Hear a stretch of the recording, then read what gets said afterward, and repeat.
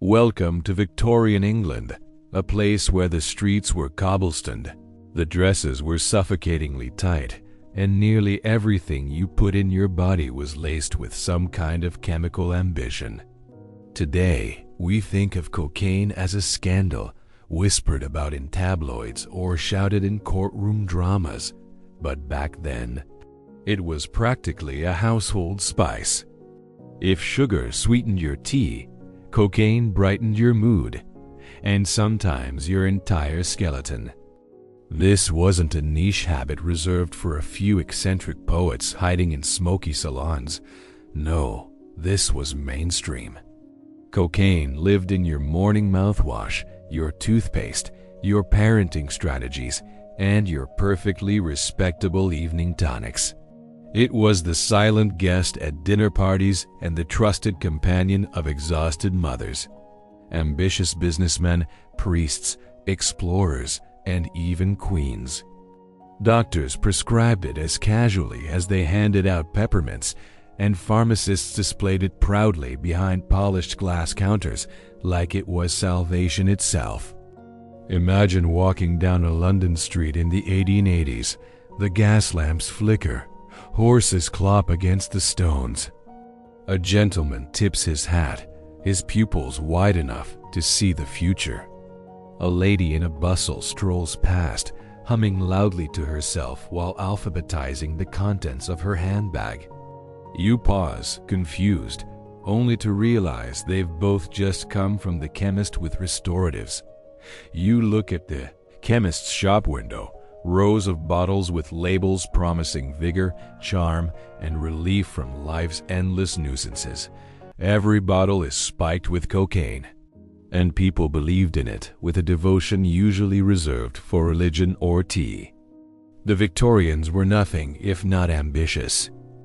They wanted sharper minds, thinner waists, shinier teeth, calmer children, and nerves of iron, and they believed cocaine was the shortcut to all of it. Why wrestle with exhaustion when you could sip it away?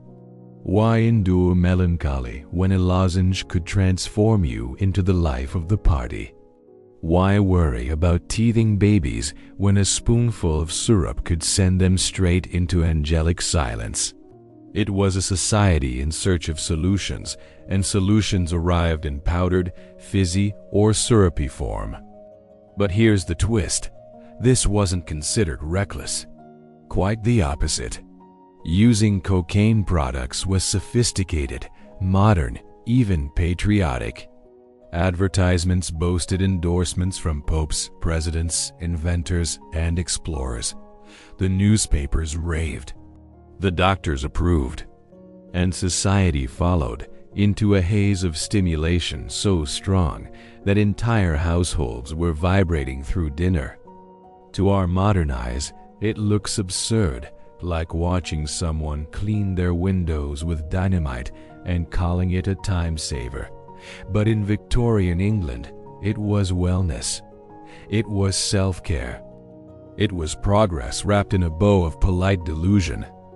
So tonight, as the fire crackles and you settle in, we're stepping into this powdered wonderland together.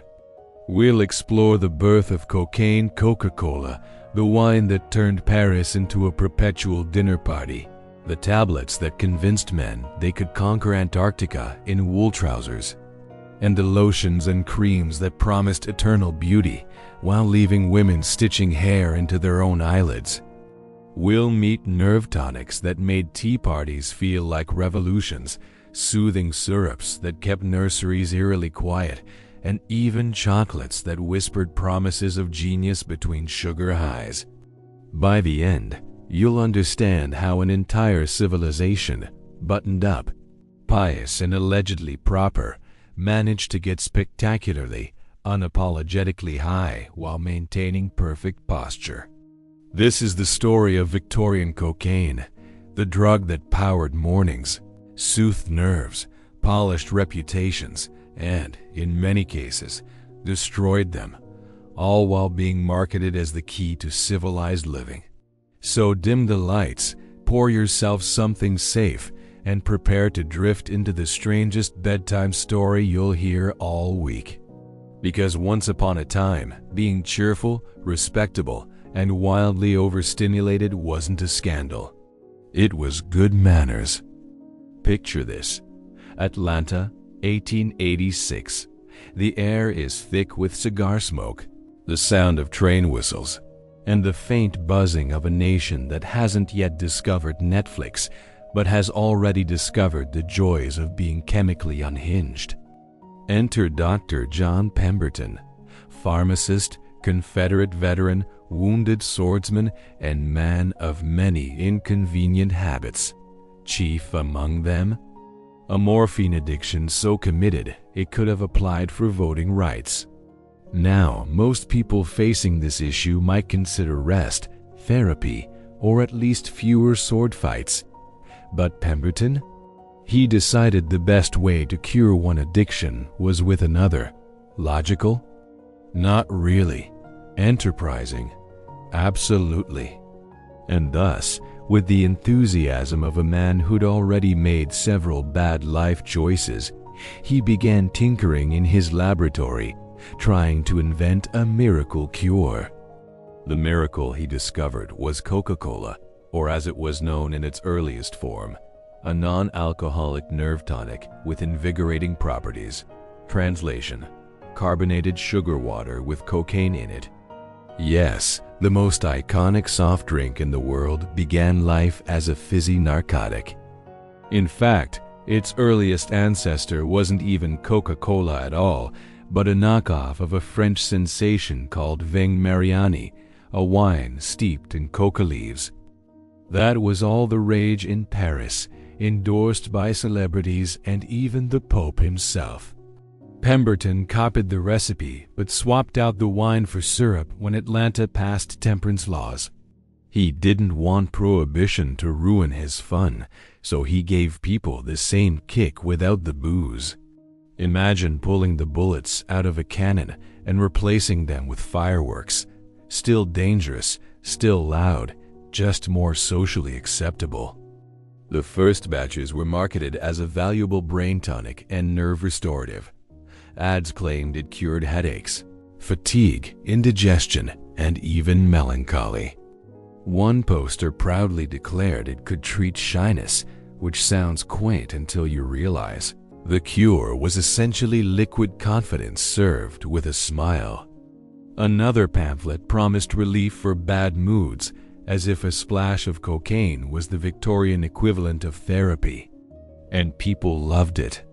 Businessmen walked into pharmacies weary and walked out prepared to reorganize the entire economy before lunch.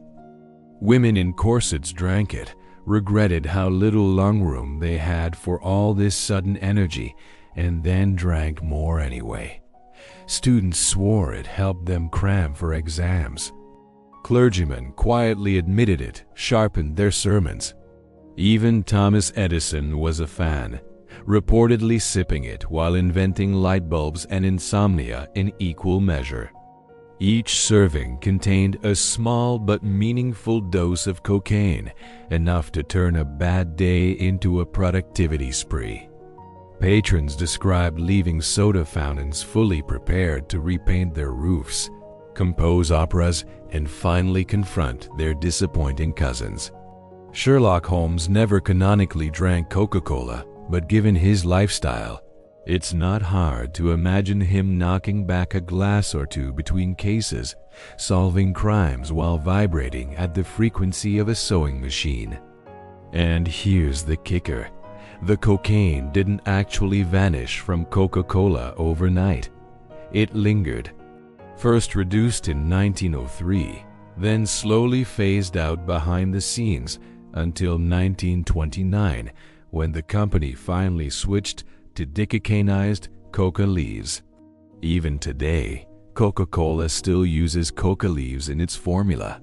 Imported legally into the United States and processed in a DEA-approved facility in New Jersey. If you think that sounds shady, congratulations. You understand New Jersey. But back in the Victorian era, no one cared. To them, Coca-Cola was a miracle. It was a socially acceptable stimulant, a health tonic you could drink in public, a drink so modern and respectable that mothers served it to their children without batting an eyelash. One contemporary ad even suggested it could help with ghosts, not metaphorical ones, but literal supernatural disturbances. Was your parlor haunted? Try a Coca Cola. Were you melancholy because your husband coughed dramatically by the window all afternoon? Coca Cola. Had you forgotten your own name during dinner? Don't worry, Coca Cola would give you a new one, probably something ambitious like Percival or Euphemia. Picture yourself at a soda fountain in 1890. You sit down, exhausted. The counter boy slides you a glass of the fizzy brown tonic. You sip once, pleasant, sweet, syrupy, with a hint of spice. You sip again, delightful. By the third sip, your jaw is grinding like a coffee mill, your heart is rewriting the national anthem, and you've developed an urgent desire to alphabetize the wallpaper. Within minutes, you're floating 2 inches above the stool, ready to invent both jazz and the personal computer. You turn to the counter boy and ask, "What's in this magical drink?" He smiles. Coca leaves, just a trace amount. Almost none at all. And you believe him, because why wouldn't you? After all, it's endorsed by doctors, advertised in every paper, and served at pharmacies, the most trustworthy places in town. If Coca-Cola was a lie, then everything you knew about Victorian wellness was a lie, which, spoiler alert, it was. But let's not ruin the fun just yet, because Coca-Cola was just the beginning. If fizzy cocaine water was the appetizer, wait until you meet the main course. A Bordeaux wine infused with enough coca leaves to make your grandmother sing opera while levitating near the curtains. Yes, the Victorians weren't just drinking cocaine in their soda. They were toasting it at dinner with their finest stemware. And so, with our jaws still buzzing from the world's most famous soft drink, we lift our glasses to Paris and the chemist who thought wine simply wasn't unstable enough on its own. Ladies and gentlemen, meet Vin Mariani, the drink that made even Pope say, "Just one more glass." If Coca-Cola was the jittery little brother of Victorian cocaine culture, Vin Mariani was its sophisticated Parisian cousin, older, smoother, and absolutely determined to turn every dinner party into a rocket launch. The year was 1863, and Paris was buzzing with invention. There were new railways, new fashions, new scandals, and, thanks to one ambitious chemist named Angelo Mariani, a brand new drink that made everyone feel like they'd just shaken hands with destiny. His idea was simple but devastatingly effective. Take fine Bordeaux wine, already the pride of French tables, and soak it with Peruvian coca leaves. The alcohol extracted the alkaloid directly, leaving you with a ruby-red concoction that tasted like sophistication but behaved like chaos. This wasn't just wine, this was wine with ambition. Each glass contained about 21 milligrams of cocaine. The recommended dosage? 3 glasses a day. Let's pause here. That's not a light indulgence. That's strapping yourself into a chemical catapult and hoping your wig stays on. But the Victorians adored it. And why wouldn't they? Vin Mariani was marketed not as a vice but as a tonic. Good for the mind, good for the body, and allegedly very good for the soul. Advertisements promised it cured fatigue, melancholy, weak nerves, and even boredom, which may be the most French medical diagnosis ever recorded. And endorsements? Oh, the endorsements. Jules Verne, The celebrated author of 20,000 Leagues Under the Sea praised it as the perfect fuel for imagination. Thomas Edison sipped it between electrical experiments, proving that perhaps some inventions should never have left the sketchbook.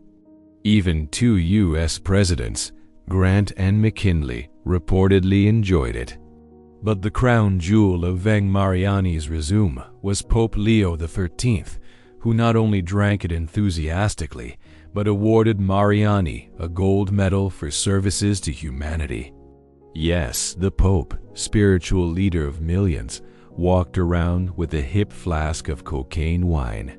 If you're wondering what emergencies required a papal swig, the answer is apparently boredom, prayer fatigue, or Tuesday.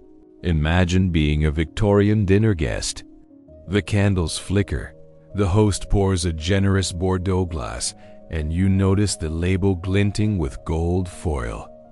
You take a sip, smooth, rich, comforting.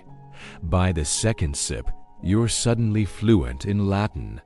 By the third, you're standing on the table delivering Shakespeare backwards while planning to repaint the ceiling fresco with your bare hands. Across the room, the vicar has challenged the mayor to a push-up contest, and your aunt has just announced her candidacy for Emperor of the Garden. The evening is going splendidly. The newspapers couldn't get enough. One 1880s advertisement declared, "A glass before breakfast bestows cheer. A glass at lunch invigorates the mind. A glass before bed soothes the soul and occasionally polishes the floor with your body."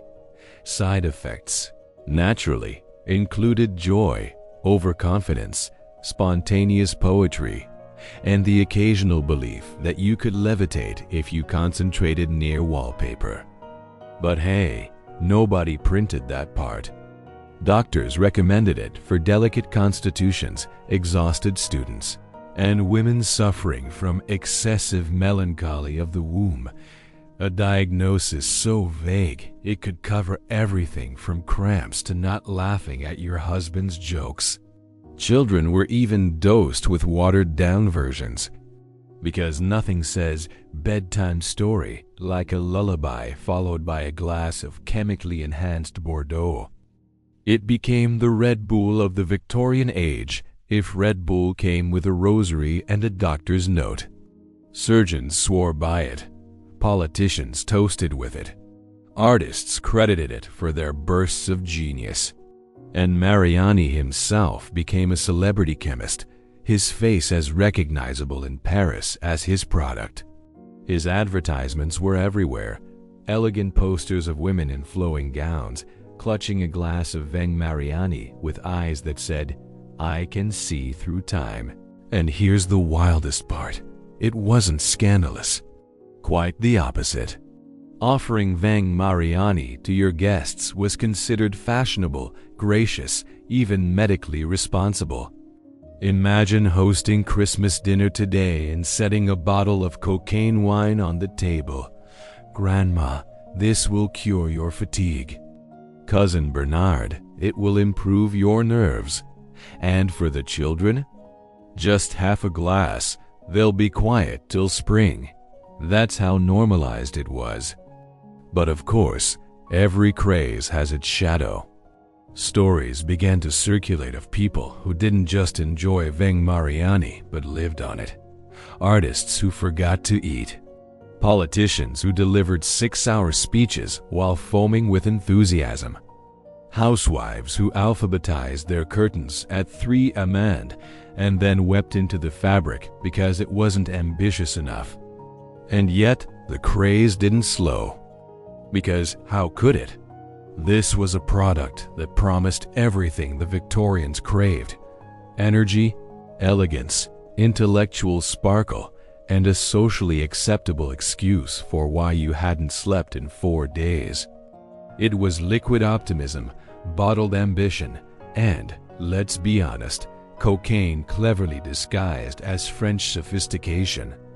So the next time you sip a glass of Bordeaux and think, This is pleasant. Remember, you could have been drinking a wine so powerful it made the Pope rethink prayer speed. And if Coca Cola was the people's stimulant, then Vin Mariani was the aristocrats, refined, celebrated, and absolutely unstoppable. But the Victorians weren't satisfied with wine alone.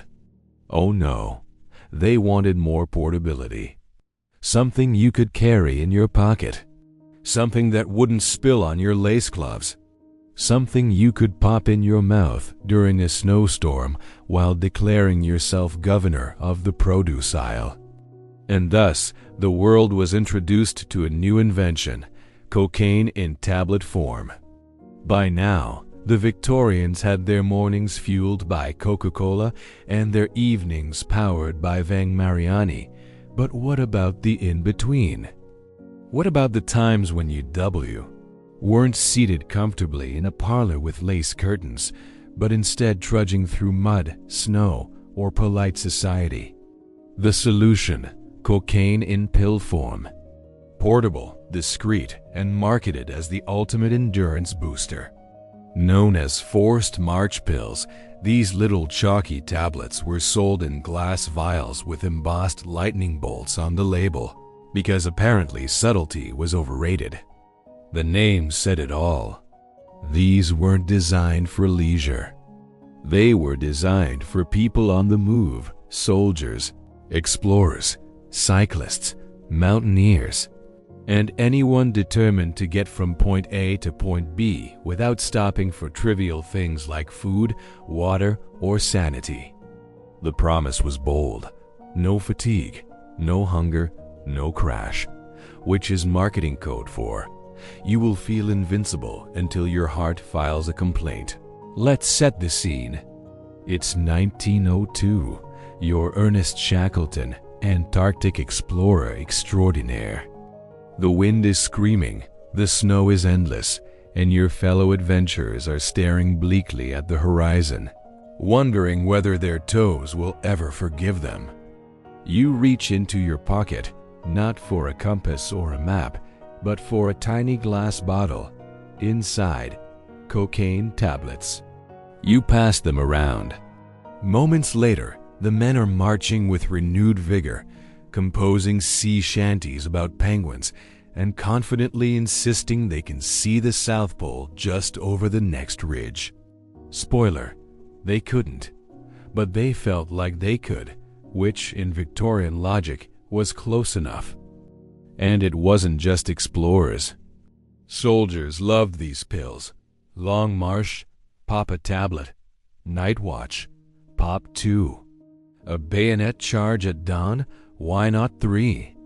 Accounts from the Boer War and early 20th century campaigns describe troops covering impossible distances without sleep, surviving on little more than water, adrenaline, and the steady hum of pharmaceutical optimism.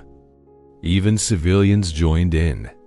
Cyclists swore by them during long-distance races. One advertisement promised they would deliver warmth, clarity, and forward motion, which is poetic for you will pedal like the wind until your soul collapses.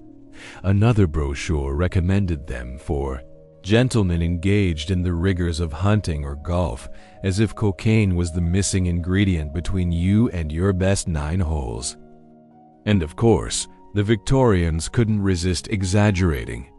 Pamphlets claimed the pills kept explorers alive through blizzards, allowed soldiers to march 40 miles without pause, and even helped one overconfident man wrestle a reindeer. The reindeer's testimony was tragically not recorded.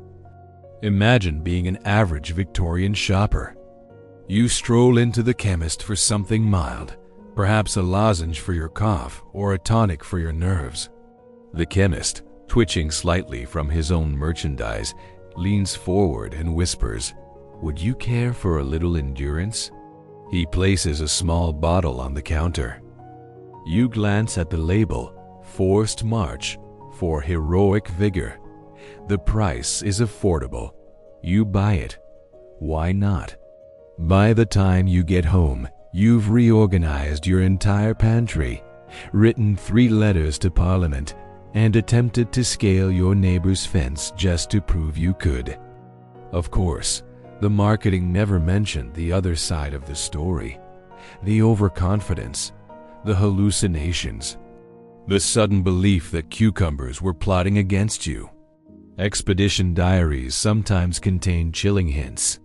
One explorer wrote, "We walked all day without stopping. I felt no hunger, no thirst, only the rhythm of my steps and the certainty of victory.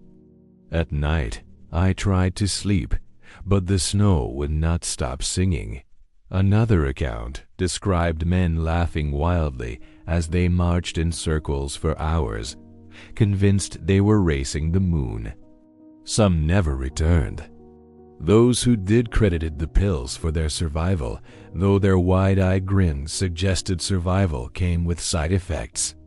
And yet, nobody questioned it. These pills were praised in medical journals, sold openly in pharmacies, and tucked into military kits as casually as biscuits. Because why rely on food or rest when you could pop a tablet and transcend both? Back in town, it wasn't unusual to see a man stumble into the market after a double dose. He'd climb a stack of turnips, declare himself governor of produce, and rally a team of strangers for a polar expedition that would never leave the cabbage section. To his fellow Victorians, this wasn't madness. It was proof of vigor, proof that the British spirit, when paired with cocaine, could conquer anything, whether war or the sheer inconvenience of being tired. And this was the Victorian paradox. They weren't experimenting recklessly. They thought they were innovating. To them, cocaine pills weren't drugs. They were progress in a bottle, the promise of boundless energy, courage, and confidence, compressed into something you could slip into your waistcoat pocket. So the next time you struggle through a workday and reach for coffee, spare a thought for your Victorian ancestors. They didn't sip a latte. They swallowed pure stimulation, squared their shoulders, and marched into blizzards with smiles on their frostbitten faces. But daily survival didn't stop with explorers and soldiers. The Victorians wanted stimulation everywhere, especially in their own homes. Why stop at pills when you could start every morning with cocaine toothpaste, cocaine mouthwash, and perhaps even a dab of cocaine eye drops to really sharpen your gaze? Yes, the Victorians weren't just marching through snowstorms. They were brushing, rinsing, and grooming their way into chemically enhanced mornings. The Victorians didn't just drink their cocaine. They brushed it, rinsed it, polished it, and sometimes stitched it directly into their own faces. If you wanted to start the day fresh in the 1880s, your chemist had just the thing: cocaine for your mouth, your teeth, your gums, and, if you were feeling ambitious, your eyes. Let's begin with the dreaded furred tongue. This was a common complaint in Victorian medical journals, described as a thick, unpleasant coating caused by poor digestion, dehydration, or the crime of existing without proper cheerfulness. Doctors frowned upon it. Housewives dreaded it. And so, when Italian physician Paolo Mantegazza suggested rinsing the mouth with coca infusions every morning, the public listened. Soon enough, chemists were bottling cocaine mouthwash. Advertisements promised it would banish furred tongue, whiten teeth, and restore vigor to the gums. One 1889 dental catalog declared, "Cocaine mouthwash encourages sociability and prepares the gentleman for meaningful conversation." Translation: gargle this and you'll be less annoying at parties. And people did. Housewives swirled it around before breakfast. Gentlemen used it before meetings. Teenagers, allegedly, swished it before asking the butler difficult questions about the meaning of bread. The effect was immediate. Your tongue went numb, your gums tingled, and suddenly you felt not just clean, but spiritually reorganized. Why stop at rinsing when you could also brush? Cocaine found its way into powders and pastes that promised dazzling smiles and cheerful nerves. Imagine dipping your toothbrush into a minty white powder, scrubbing vigorously, and realizing your jaw is now grinding independently of your will. Dentists swore by it. Pamphlets claimed it not only whitened teeth, but also elevated the morning mood, because nothing says dental hygiene like hallucinating at the basin. But the mouth wasn't enough. Victorians also believed in cocaine as an eye treatment. Stuffy from allergies? Use cocaine eye drops, eyes looking dull. A drop or two would make them sparkle. Some even used it to numb their eyelids before a bizarre beauty procedure, sewing artificial lashes directly into the skin. Yes, you heard that correctly. In the 1890s, beauty columns recommended enhancing feminine charm by stitching long human hairs into the eyelid margin. The process went like this: numb the skin with cocaine solution, thread a needle with hair, and carefully sew the lashes in place. The result: longer lashes. The cost: pain, infection, and the occasional permanent squint. But hey, at least your eyelashes flirted when you blinked. Imagine sitting in a salon, eyelids numb, while a woman named Madame Claudine threaded horsehair into your face. You blink. One lash points east, another salutes the queen. The bleeding? Ignore it. You're beautiful now. Fashion magazines gushed about the lively, flirtatious eye this procedure created. They rarely mentioned the part where you looked like you'd lost a duel with a raccoon. By now, your morning routine is complete. You've rinsed your mouth with cocaine, brushed your teeth with cocaine, and possibly sewn hair into your eyelids under the soothing numbness of Vin guessed it, more cocaine. You stand at the mirror, pupils enormous, gums tingling, eyelashes skewed like semaphore flags, and you declare yourself ready to face the day. But readiness is relative.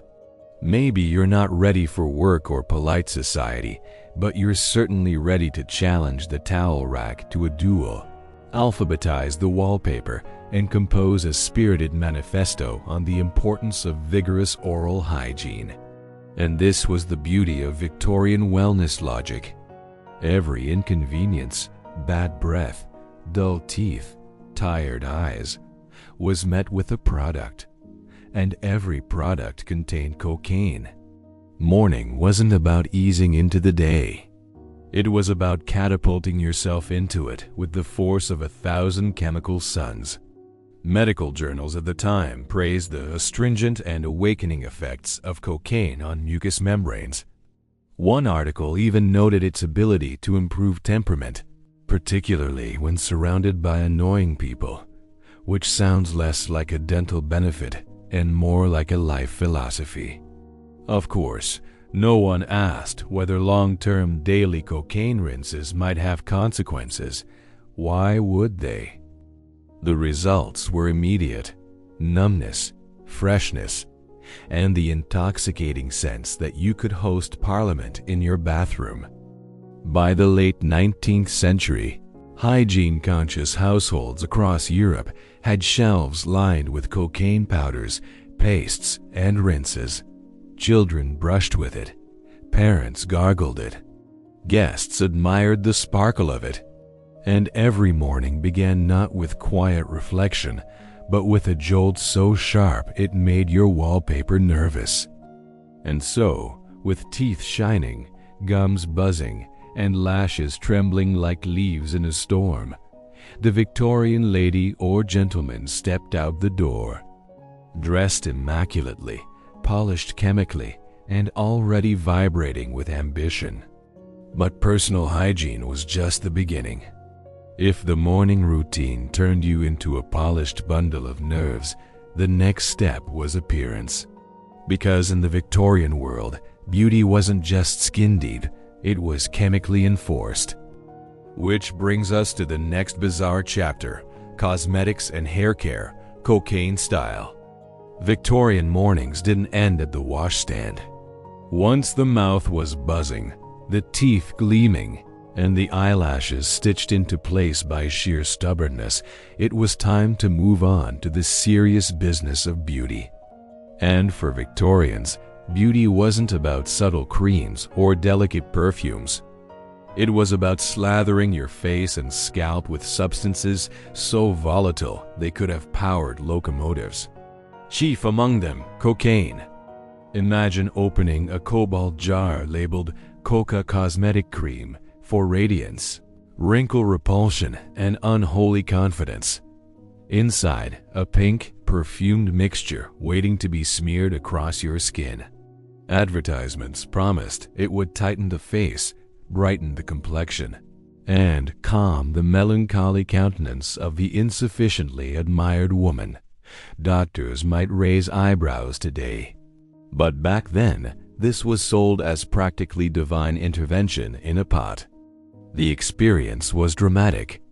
One woman described applying it as like kissing a glacier that sells stocks.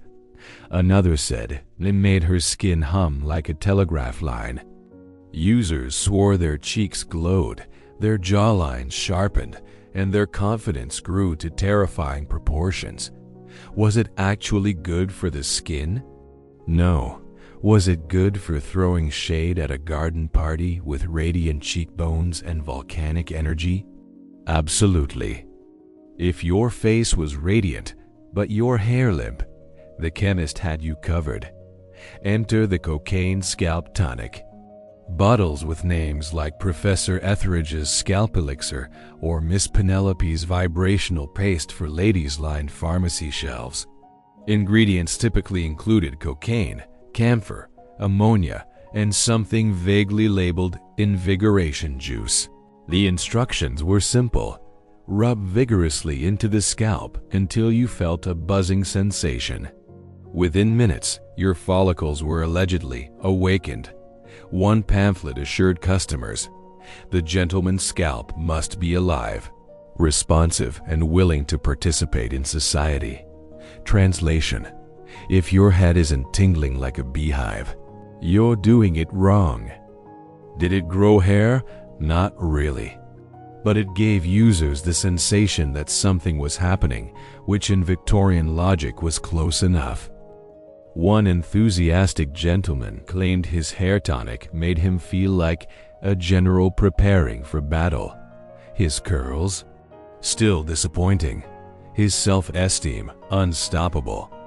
Now, no amount of cream or tonic could fix what Victorians broadly referred to as the nerves. Women were routinely diagnosed with conditions like uterine melancholy, wandering womb syndrome, or simply too many thoughts at once. The solution? Nerve tonics. These pastel pink bottles, often tied with dainty ribbons, contained mixtures of cocaine, morphine, alcohol, and a pinch of marketing genius. Names like Madame Lavona's elixir for emotional delicacy promised to restore composure, soften the spirit, and calm the kind of femininity that led to unapproved book clubs. In reality, one sip turned polite women into revolutionaries. Side effects included writing manifestos, naming your elbows, and arguing passionately with wallpaper. One advertisement in 1891 promised, calms the wild femininity and restores the soul to docility. Customers translated that as, I drank half the bottle and repainted the entire dining room in 3 hours flat. Let us not forget the cocaine-assisted eyelash procedure. While we touched on it earlier, it deserves its own pedestal in the hall of questionable beauty trends. Imagine numbing your eyelids with a cocaine tincture and then sewing hair, human or horse, directly into the skin. Fashion magazines called it invigorating, flirtatious, and very French. Realistically, it was terrifying. The risks? Bleeding, infection, and a permanent stare that suggested you'd seen through time and didn't like what you found. But to Victorians, the promise of long lashes was worth it. One salon even advertised, "Why paint your lids when you may sow beauty into the very soul of your eye?" Which is poetic for, "We're stabbing your eyelid, but trust the process." Together, these products formed a full arsenal. A Victorian lady might apply scalp tonic in the morning, cosmetic cream in the afternoon, and nerve elixir at night. Each step promised not just beauty, but transcendence. By the time she stepped into society, she wasn't just adorned. She was vibrating with chemically enforced magnificence. Her hair stood at attention. Her cheeks glowed like lanterns. Her eyes blinked with dangerous allure. And her nerves? Allegedly delicate, but in reality, running on a cocktail strong enough to power a small factory. Of course, once one lady showed up to tea with cocaine-enhanced radiance, everyone else had to keep up. Soon, parlors became beauty battlegrounds. Who had the glossiest curls, the most radiant cheeks, the most suspiciously wide pupils? Women exchanged recipes, chemists exchanged fortunes, and men nervously applauded while quietly stealing the scalp tonic for themselves. And all of this, remember, was considered normal, proper, even responsible. Cocaine wasn't seen as dangerous. It was seen as modernity's gift to beauty. So now, the Victorian woman has polished her teeth, sewn her eyelashes, massaged her scalp, moisturized her cheeks, and steadied her nerves with a ladylike sip of elixir. She is radiant. She is terrifying. She is ready for society. Which is perfect timing, because the next chapter in our journey takes us out of the powder room and straight into the parlor. There, surrounded by lace doilies and polite conversation, Victorians found a new way to keep their spirits high. Cocaine cigarettes, injections, and social tonics that turned tea parties into chemical revolutions.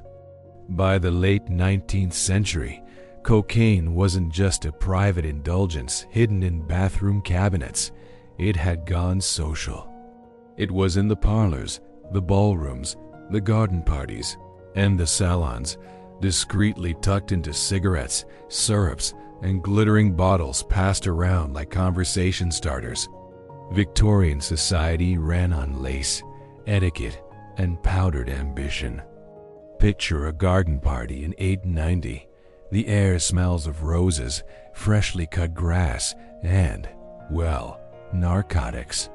A lady excuses herself from a dull conversation about curtains and retreats behind a hedge. From her dainty handbag, she produces a slim silver tin labeled "Cocaine Cigarettes for Hay Fever, Fatigue, and Moral Weakness."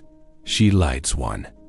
The first puff clears her sinuses like French windows thrown open in spring. The second puff sends her lungs pirouetting. By the third, she's forgiven her enemies, solved the bubble in her wallpaper, and composed a short opera titled "The Duchess and the Fern." She returns to the party glowing, vibrating, and suddenly fluent in German, which she does not speak. These weren't fringe products.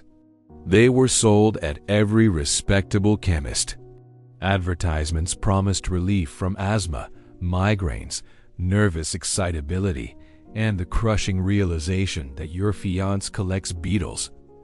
Doctors endorsed them. Singers praised them for soothing throats. One testimonial claimed, "After 2 cigarettes, I not only sang better, but forgave my mother." And the branding? Sublime. Mentholated moral clarity sticks, lozenges for the nose, catarrh cleansing cigarettes. The packaging often featured elegant illustrations of women in corsets inhaling enlightenment like it was a fashionable accessory. Nobody called it addiction. They called it refinement. For those who wanted something stronger, something immediate, there were injections. Yes, cocaine injections were sold as casually as cough syrup. No prescription needed. Just pop into your local chemist, slap a coin on the counter, and walk out with a shiny syringe kit. Imagine the scene: a drawing room, lace curtains drawn, conversation dragging. Suddenly, the chemist appears, velvet box in hand. Inside, a gleaming syringe and a vial labeled liquid concentrated cocaine for fatigue, melancholy, and heavy conversations with furniture. The hostess smiles. Guests roll up sleeves. Within minutes, the room is buzzing, literally. One man is reciting poetry to the fireplace. Another is reorganizing the cutlery by emotional tone. The hostess herself is drafting a political pamphlet while levitating 2 inches above her fainting chair. Victorian physicians praised injections as instant cures for exhaustion, indigestion, nerves, and melancholia of the industrious woman. One newspaper ad from 1892 promised, "For the weary gentleman, the overtaxed mother, or the overcooked clerk, inject and carry on." Did anyone worry about overdosing in a parlor full of jittering guests? Of course not. It was the height of sophistication. Cocaine wasn't just medicine, it was entertainment. But perhaps the most beloved social stimulants were the tonics, elegant glass bottles filled with rose-tinted liquids and extravagant promises. Madame Lavona's elixir for emotional delicacy, Dr. Stanhope's liquid grace, Mrs. Flannery's panic, preventer with coca leaf.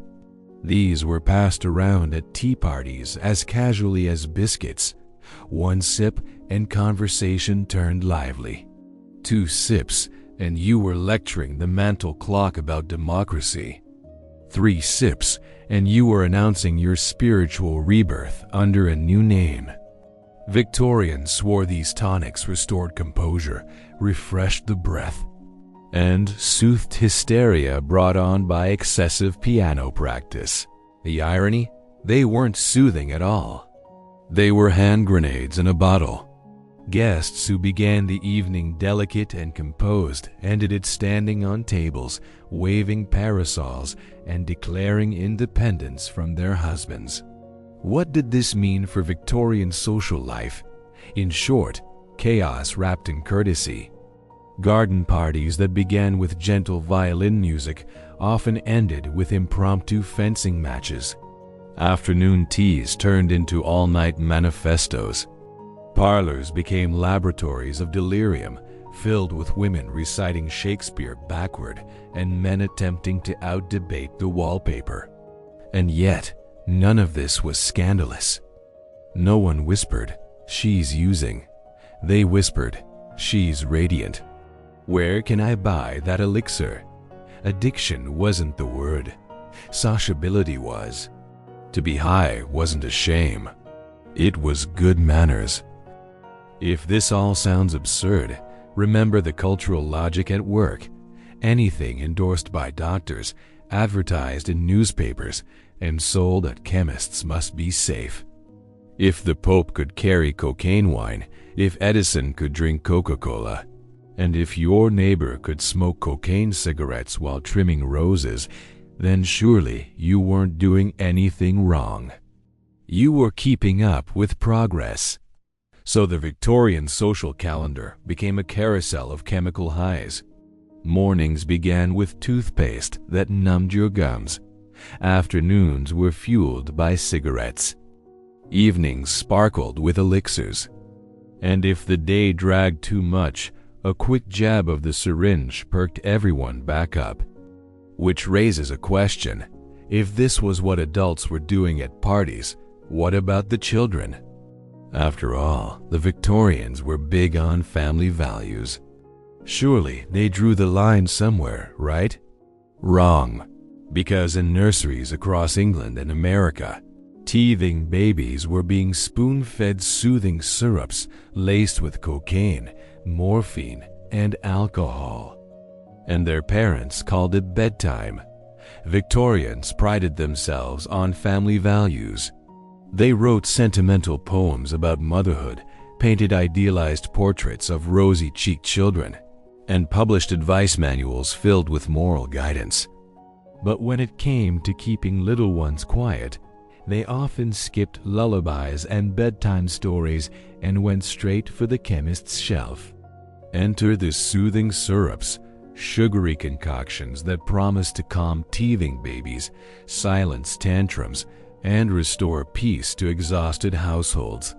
Their secret ingredient? A potent cocktail of morphine, opium, alcohol, and yes, cocaine.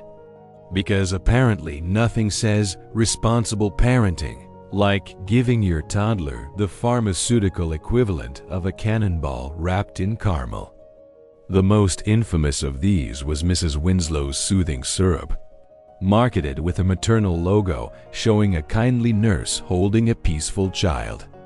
The advertisements were everywhere: newspapers, magazines, billboards. They promised relief from colic, teething pains, coughs, and general restlessness. And in fairness, they weren't wrong. A baby given a teaspoon of Mrs. Winslow's was no longer restless. In fact, the baby was no longer anything. Parents adored it. Testimonials poured in. Little Edward now sleeps 12 hours straight. Our twins no longer disturb supper. For the first time in months, we attended church without scandal. Doctors quietly noted the unfortunate side effects of these syrups, such as respiratory failure and death, but the public largely ignored them. After all, what parent wouldn't be tempted by a guaranteed night of peace in a household where candles burned late, laundry never ended, and children could wail with the lung capacity of small opera singers? For older children, the Victorians had another solution: cocoa drinks laced with coca leaf. Sold as nourishing, invigorating, and suitable for growing minds, these drinks promised to make children brighter, calmer, and more obedient. Imagine handing your 8-year-old a steaming cup of cocoa that simultaneously soothed their temper and made them draw architectural blueprints for a cathedral in chalk on the dining room wall. Some brands even targeted school children. One 1895 ad declared, "Coca Cola sustains the child through long hours of study, play, and parental disappointment." Teachers, who often dealt with entire classrooms of jittering children, praised it for reducing interruptions, which is a polite way of saying their students were too buzzed to throw ink at one another. Victorian culture adored the idea of the obedient, quiet child, one who sat still, spoke when spoken to, and never embarrassed the family in public. Soothing syrups and Coca Cola were marketed as tools to achieve this ideal. Parents genuinely believed they were improving their children's lives by dosing them. Picture a nursery: lace curtains, rocking horse, alphabet blocks scattered on the carpet. The baby cries. The nanny consults a little glass bottle. A spoonful later, silence descends. The parents sigh with relief. The house is peaceful once more. To them, it wasn't neglect. It was progress. A chemical shortcut to the dream of serenity. Of course, reality was darker. Reports began surfacing of infants who never woke from their syrup-induced naps. Entire towns whispered of babies too quiet in their cribs. One coroner's report from the 1890s described a household where 3 children had died within a year, all regularly dosed with syrups. The parents, devastated but unaware, insisted they'd only followed the instructions. But these tragedies rarely made the front page. Newspapers preferred to print cheerful testimonials and full-page ads with smiling children holding bottles of syrup. The line between medicine and poison blurred as long as it sold. And it wasn't just the children. Parents themselves often took family tonics together. A spoonful for father's exhaustion, a sip for mother's nerves, a dash for the baby's teeth. Entire households were quietly buzzing, everyone medicated from cradle to grave. Imagine Christmas Eve in 1892. The father raises a glass of coca wine. The mother swigs her nerve tonic.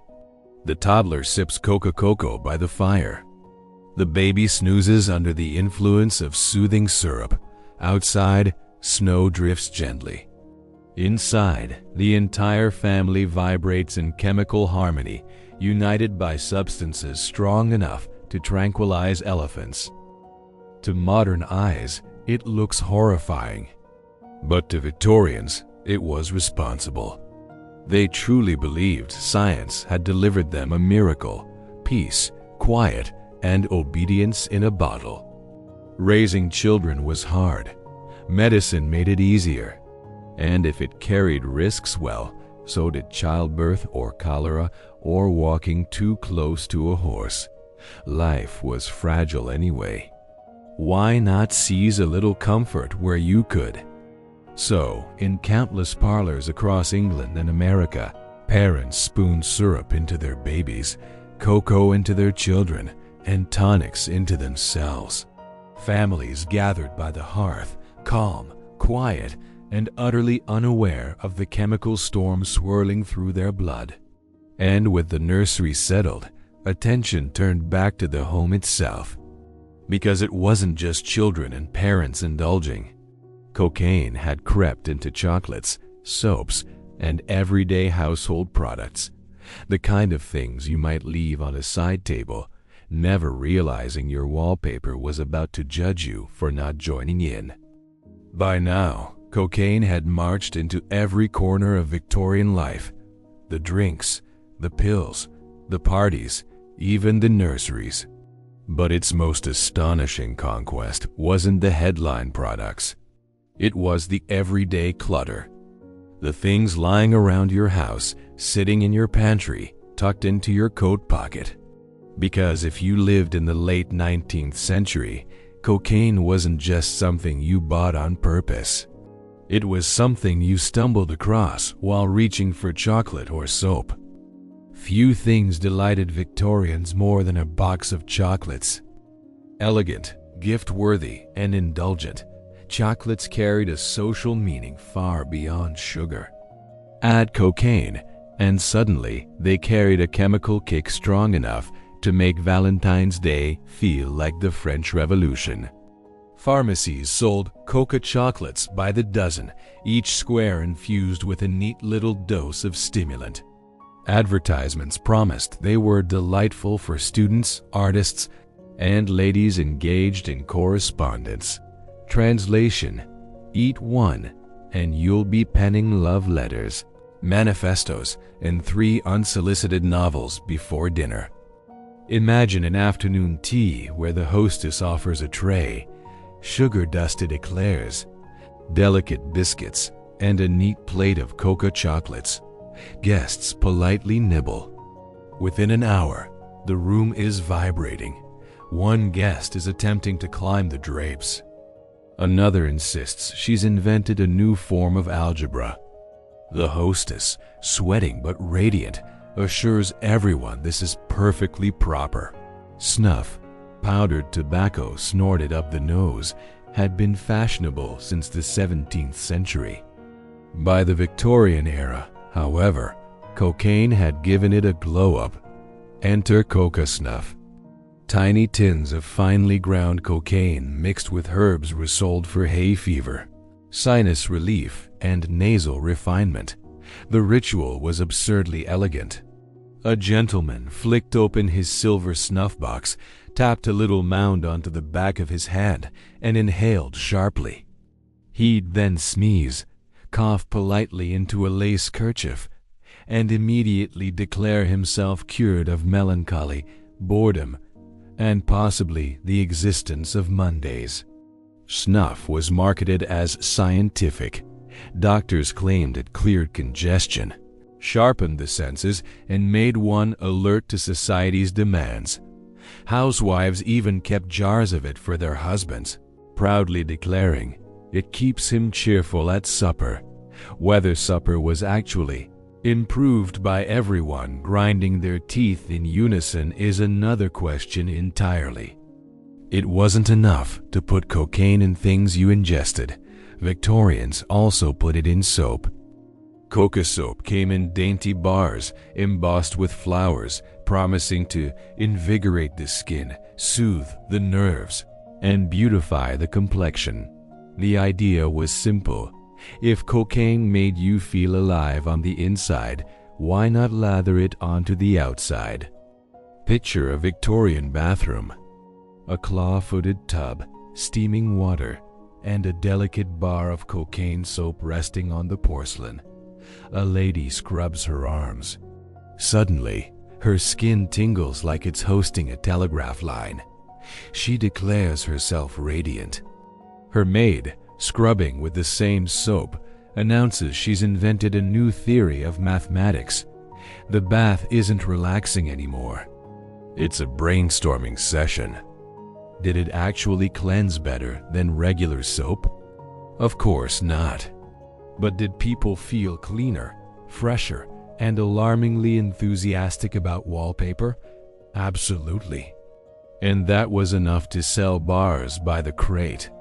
The Victorians didn't stop at chocolates, snuff, and soap. Cocaine appeared in lozenges for sore throats, sing like a nightingale, chatter like a parliament. Chocolates with liqueur centers, a perfect gift for Christmas or for disappointing relatives. Coca teas and infusions, packaged like ordinary black tea but marketed as the drink of poets, athletes, and gentlemen who despise fatigue.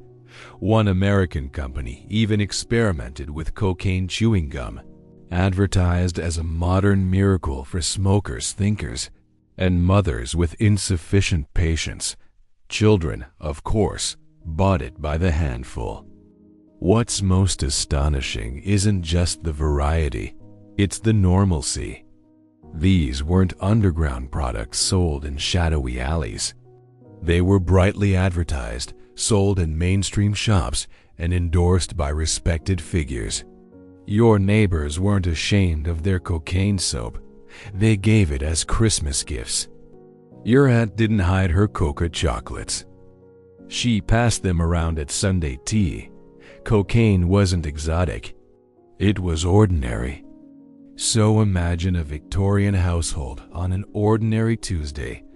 Breakfast begins with Coca Cola for the children. Father pops a forced March pill before heading to the office. Mother brushes her teeth with cocaine paste, rinses with cocaine mouthwash, and dabs on cocaine face cream.